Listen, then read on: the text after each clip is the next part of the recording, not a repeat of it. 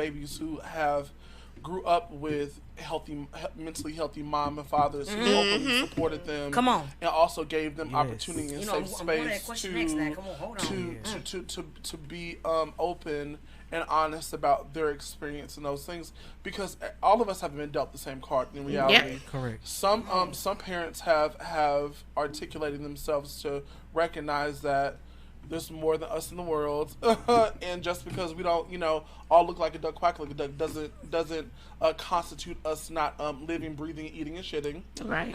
And so, with that being said, let's also, head off to those ones and those parents, who are providing safe space and safe opportunities for their children to grow, to have open houses. Shout out to I wasn't always that person now. But it took some time. It was growth. We're gonna stay on mic, because my next question was when is the moment that you knew, or the moment that everything sort of crystallized for you, and how are you accepted in the household? Because that is what these kids are asking. For you, and then we'll go around the table, for Yonder. I really never had to, because I was caught on the bed with a boy at like 5. 5. It was one of those sleepover things. Please tell me that was y'all bunky buddy. So, can I say something about that? I love Michael. What I recognized as a young boy was, at an early age, that this was a Michael Shed show. Very young age. I was a quiet baby. However, I didn't shun from things that I liked, that I wanted, or how I saw things. And mind you, my father was a deacon. And, there were moments, but he would never whoop me for doing, effeminate things. He would try to shun things. However, I was still me, and he always allowed me to be me. He didn't agree with a lot of things, but my father never called me out of my name or never, mistreated me. However, I would honestly say that it was never a coming out story for me.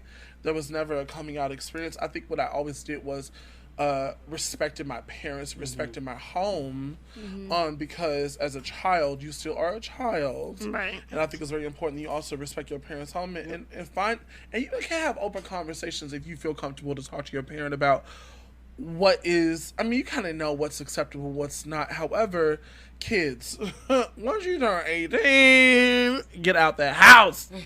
But I knew at an early age that this was just all temporary, this feelings and things.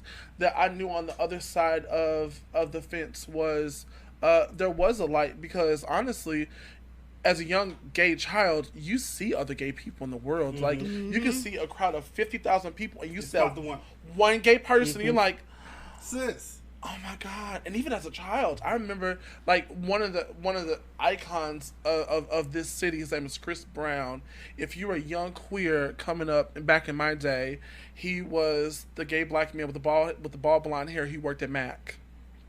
And so every single time you walked through the Galleria, you could not miss Chris Brown. Chris Brown was always there, and I always give Chris Brown his flowers, because he was a safe light and a safe beacon. And every single time that I knew I walked through that mall, I could always walk past and see him and know that I felt some form of safety because I saw him and he was living his truth. I was like, dang, I can live my truth too. That's right. Yeah, absolutely. Even if I chose not to walk those same paths and look the same, I knew that